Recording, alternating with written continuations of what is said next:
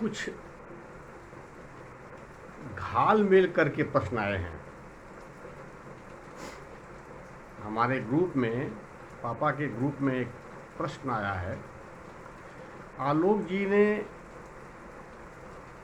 2 मक्के का फोटो भेजे हैं। एक मक्का भुना हुआ नहीं है, भुनने के पहले का है। उस पे लिखा हुआ है 5 रुपए। और जब वो रोस्ट हो जा रहा है, जब वो पक जा रहा है, जब उसे कोई भून दे रहा है तो लिखा है 20 रुपए। और ऊपर स्टेटमेंट दिया गया है कि व्यक्तित्व तभी पूर्ण होगा जब वो संघर्ष से गुजरेगा, कुछ ऐसा लिखा था। माने कठिन परिश्रम के दौर से गुजरा हुआ व्यक्तित्व ही जब निखर जाता है तो उसकी कीमत बढ़ जाती है। और प्रतिमा जी ने कहा है कि statement and comparison is not correct because after imposing the other expenditure related to other activities causes more cost of the same material. It is also correct. Statement and logic of Pratima ji is also correct. इसी संदर्भ context में बंटी जी ने लिखा है, संग्रह किए हुए ढेर सारे ज्ञान से बेहतर यह है कि रत्ती भर ज्ञान आचरण में उतार लिया जाए। यह भी करेक्ट, यह भी सही है, परंतु अव्यवहारिक है। पहले मैं शुरू करता हूं बंटी जी के स्टेटमेंट से। रत्ती भर ज्ञान भी यदि आचरण में उतार लिया जाए तो वह संग्रह किए हुए ढेर सारे ज्ञान से उत्तम है। आचरण में कोई ज्ञान उतारना ही नहीं चाहिए, क्योंकि वह अपने आप उतर जाता है तब तो ठीक। यदि उतारा जाता है तो उतारने वाला बच जाएगा। उतारने वाला यदि बच जाएगा तो अहंकार ज्यों का त्यों अपनी सीढ़ी पर ही खड़ा रहेगा। आप आचरण में न उतरें, मात्र दृष्टा बने, दृश्य अपने आप बन जाएंगे।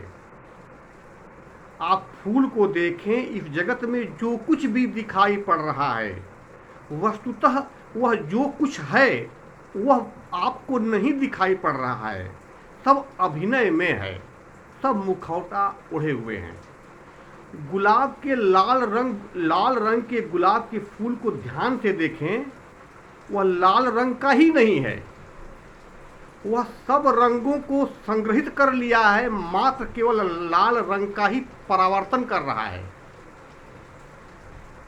और मैं कह रहा हूं कि यदि आपके इस संदर्भ को आलोक जी के वस्तु स्थिति के साथ में जोड़कर देखूं आध्यात्मिक खिड़की से, तो अध्यात्म ये कह रहा है कि जो आपका वास्तविक स्वरूप है, जीवात्मा का वास्तविक व्यक्तित्व, उसको आप सिर्फ जान लें। जानने मात्र से ही कुछ ऐसे परिदृश्य, ऐसे मैनिफेस्टेशन, इस प्रकार की अभिव्यक्तियां अपने आप होने लगेंगी कि वह लोगों के लिए व्यक्तित्व बन जाएगा, आपके लिए नहीं। अब दूसरे आयाम से आप समझें। पहले तो आप यह जान लें कि कोई व्यक्ति इस जगत में गलत नहीं है। हर व्यक्ति अपने तर्क, चिंतन और दृष्टा के क्षमता के अनुसार ही जगत को देखता है। और इस चीज को यदि स्वीकार कर लेते हैं तो आप सबको स्वीकार कर लेंगे। आलोक जी का प्रश्न, संघर्ष के बाद ही व्यक्ति का व्यक्तित्व निखर जाता है। यह कोई नितांत आवश्यक नहीं है, क्योंकि इस अभिनयपूर्ण जगत में हर व्यक्ति अभिनेता की तरह ही बर्ताव करता है, मुखौटा ओढ़े हुए है, वह अपने वास्तविक तल से बहुत दूर है। इस जगत के हर व्यक्ति 3 तरह के व्यक्तित्व से अभिव्यक्त होता है। एक व्यक्तित्व वह जो खुद ही वह है, जिसके बारे में प्रायः कोई नहीं जानता। दूसरा व्यक्तित्व उसी व्यक्ति का, वह मान बैठा है कि मैं ऐसा हूँ, मैं इंजीनियर हूँ, मैं डॉक्टर हूँ, मैं वैज्ञानिक हूँ। वो मान बैठा है या किसी संस्था ने उसे प्रमाण पत्र के माध्यम से उसके मस्तिष्क में संदेश भेज चुका है कि तुम ऐसा हो। यह माना हुआ व्यक्तित्व कहलाता है। थर्ड, तीसरा व्यक्तित्व बहुत ही मजेदार है। मैं अपने को इस तरह से परिभाषित करता हूं जीवन पर्यंत कि लोग यह समझें कि मैं ऐसा हूं। यह कृत्रिम व्यक्तित्व। उसी तरह हर व्यक्ति तीन तलों, कई तल तो कई हैं, लेकिन तीन तलों को आप समझें, आप मात्र केवल, क्योंकि मैं इंजीनियरिंग की भाषा में बोल रहा हूं। ग्राउंड लेवल, फॉर्मेशन लेवल और इंजीनियरिंग लाइन। ये ग्राउंड लेवल क्या है? ये मौलिक तल है जहाँ हर व्यक्ति खड़ा है। हर व्यक्तियों का क्यूमुलेटिव जो पर्सनालिटी है वहाँ खड़ा है। वास्तविक तल। और एक तल है, वह मान बैठा है कि मैं इस तल पर खड़ा हूँ। मान बैठा है, वो माना हुआ है, सपोज्ड है वो। और तीसरा तल, इस प्रकार का प्रयास, इस प्रकार की क्रियाएं करना, इस प्रकार की एक्टिंग करना कि लोग यह जाने कि मैं इस तल पर खड़ा हूं। दंभाचरण, दंभ का आचरण है यह। इसलिए यह कोई जरूरी नहीं है कि आप संघर्ष करके, जल करके कोई व्यक्ति अपने व्यक्तित्व को निखार दे। कदापि संभव नहीं है जब तक वह अपने स्वरूप को न जान ले। आलोक जी ने जो दो तस्वीर भेजा है, एक मक्का जो भुना हुआ है जिसका कीमत 20 रुपए है, और जो भुनने के पहले है उसका 5 रुपए है। ये जो कीमत लगाया जा रहा है यह समय, स्थान और आवश्यकता के कारण है। यदि कोई मक्का लगाने के लिए बीज खरीदने जाएगा तो भुना हुआ मक्का का मूल्य 0 है। मक्के की रोटी खाने वाला यदि मक्के को लेने जाएगा तो मक्के के बाजार में भुट्टा, जिसे भुट्टा कहते हैं, आप दिखाए हैं अपने फोटो में कि भुना हुआ मक्का, उसकी कीमत 20 रुपए है। मक्के की रोटी खाने वाले के लिए उसकी कीमत 0 है।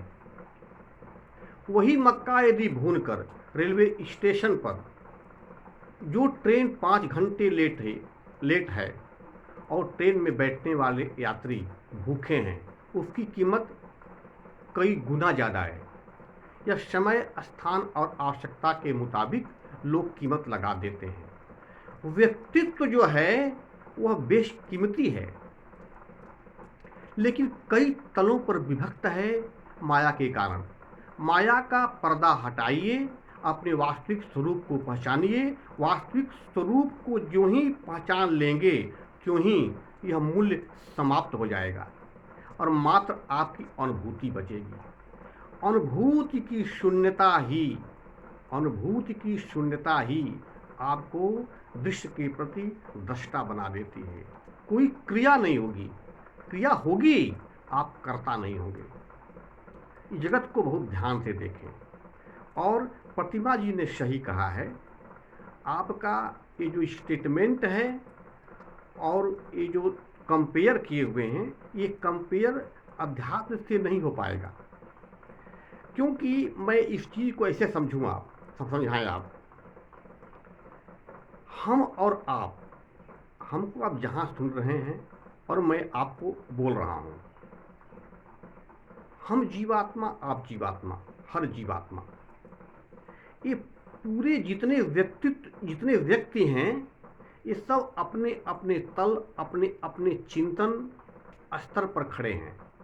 हर व्यक्ति चिंतन कर रहा है। आप बगल में जिसके बैठे होंगे जानते हैं, उसको आप भी नहीं जान रहे होंगे, न वो आपको जानेगा। जीवन पर्यंत एक पति पत्नी को नहीं समझ सकता, पत्नी भी पति को नहीं समझ सकता। जीवन पर्यंत एक दोस्त को नहीं समझ सकता। जीवन पर्यंत कोई व्यक्ति अपने अतिरिक्त किसी और को नहीं समझ सकता, क्योंकि जब वह खुद अपने को ही नहीं जानता है, दूसरा कैसे जाना जाएगा। बड़ी छोटी सी बात है।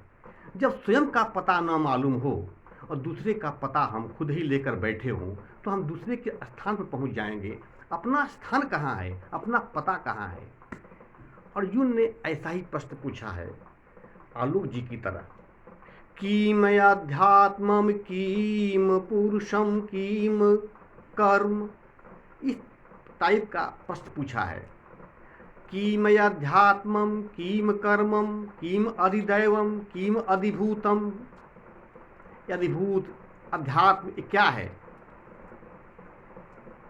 तो आलोक जी ने कहा कि इस चीज को आप अध्यात्म की दृष्टि से देखें। तो अध्यात्म की दृष्टि से मात्र केवल एक ही चीज दिखाई पड़ता है, वह स्वभाव, इंट्यूशन, स्वभाव। भगवान कृष्ण कह रहे हैं स्वभाव अध्यात्मम उच्यते। अध्याय 8 ब्रह्म ज्ञान। अर्जुन के इस प्रश्न पर कि यह अध्यात्म क्या है, भगवान कृष्ण ने बड़े सुंदर सरल शब्दों में कहा है स्वभाव अध्यात्मम उच्यते। स्वभाव ही अध्यात्म जीवात्मा के नाम से जाना जाता है। और प्रश्न ये है कि हम जीवन पर्यंत इस जगत को जानने के लिए, लोगों को जानने के लिए बेचैन रहते हैं और स्वयं को जानना नहीं चाहते हैं। सबसे बड़ी परेशानी, सबसे बड़ा जो कष्ट है यही है। हम स्वयं को जानना नहीं चाहते, हम जानना चाहते हैं लोगों के बारे में। और लोगों के बारे में, इस जगत के बारे में, दुनिया के बारे में, राजनीति के बारे में, अन्यत्र कहीं किसी के बारे में जो ज़्यादा जानता है और ज़्यादा ज्ञानी कहलाता है, ऐसा माना जाता है। परंतु ज्ञान अध्यात्म में वह है मात्र केवल स्वयं को जानना। और स्वयं कौन है? स्वभाव। आपका जो स्वभाव है, आपका स्वभाव क्या है? आपसे पूछूं, आप कहेंगे मैं जानता हूँ। आप नहीं जानते हैं। अपनी पत्नी के बगल से गुजरते हैं, आपका क्या चिंतन तल चल रहा है? आप बहन के बगल से गुजरते हैं, क्या चिंतन तल चल रहा है? आप समाज में बैठे हैं, क्या चिंतन जो तल चल रहा है? और एक अपने नौकर के सामने से गाड़ी में बैठने जा रहे हैं और नौकर दरवाज़ा बंद करता है, आपका चिंतन तल क्या चल रहा है? और आप अपने अधिकारी के सामने खड़े होते हैं, डांट सुनते हैं, तो आपका चिंतन तल क्या चल रहा है? कौन सा चरित्र है आपका? आप इतने जितने आप दिखा रहे हैं, ये चित्र, कौन सा चित्र आपका है? मौलिक चित्र क्या आपका है? आपका मौलिक चित्र मात्र यही है कि इन सब जगहों पर आप अपने को देख रहे हैं। जो देख रहा है उस दृष्टा को ही ढूंढिए। ओम शांति, प्रणाम।